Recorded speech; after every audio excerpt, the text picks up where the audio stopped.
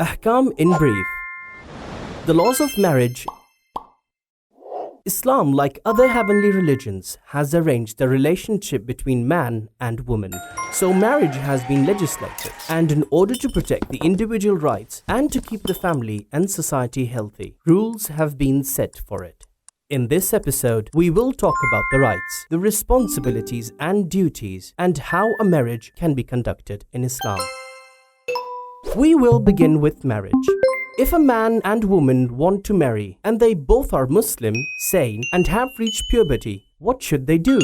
Firstly, it is compulsory on the woman that was not married before to take permission from her father or paternal grandfather. So without the permission of the father or the paternal grandfather, if they are alive, the contract is not valid. A question: does this happen even if she is not dependent on her family and runs her own affairs? Some of the jurists advise precaution in this matter and say even if she is independent and she is the one that manages her affairs, it is compulsory on her to take permission for that. Check this specific issue with the jurist you follow.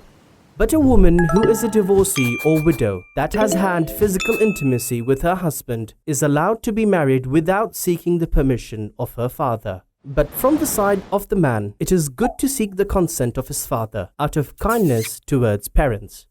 The second point. Before marriage, there should be an agreement of rights and responsibilities in the marital life. Islam has provided rules for marital relations, clarifying the obligations for a couple. Many Muslims accept these rules the way they are, but both have freedom to rearrange some of the rights and duties and add some new points. Let's review together some of the most important points. Number 1. The husband is obliged to give the meher to the wife as per her request. The husband is obliged to provide his wife with food, clothing, and housing in conformity with her social status and dignity. There should be a natural physical intimacy between them at least once every 4 months. For more details on this issue, refer to the books of Islamic law. Now, some of the wife's duties. That she allows the husband to have physical intimacy, and she does not leave the house without his permission. As we mentioned, the couple have the right to agree on conditions that suit them in their marriage contract. So it is possible, for example, for a woman to add a point and to take the right of divorce for herself, or to be paid for the housework. Similarly, a man can stipulate that she will be responsible for raising the children or fulfilling the household chores like cooking, etc. What's important that these conditions should not oppose the law and they should be discussed before conducting the marriage. If they don't discuss any changes, then the default Islamic law will be enacted. Now a question: what is meher? It's one of the fixed rights of a woman. It is something valuable like money or property that the husband gives to the wife for the marriage. It is recommended to follow the tradition of the Prophet in meher, which is 500 dirhams of silver. Without specifying the meher, the permanent marriage is still valid, but the meher right stays for the wife. For more information, refer to your Islamic laws book. How to conduct a marriage?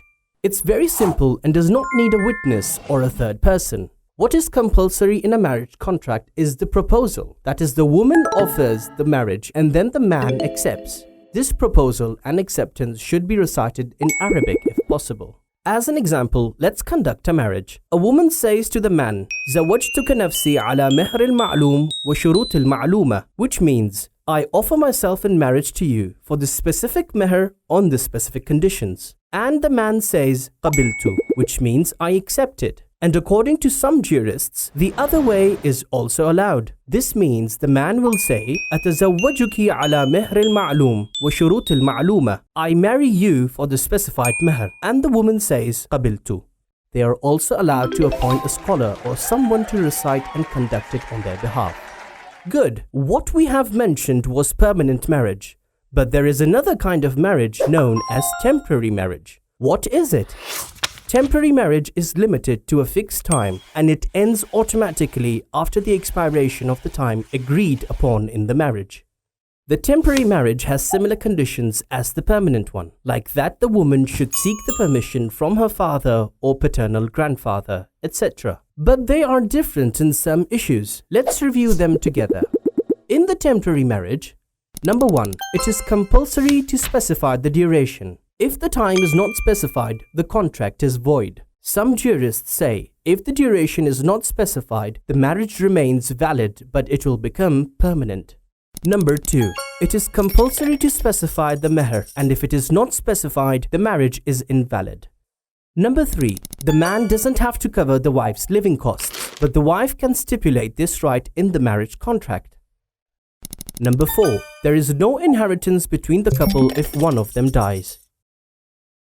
Number 5. According to some jurists, a Muslim man who has a permanent wife is not allowed to get married temporarily with a woman of Ahlul Kitab or the people of the book.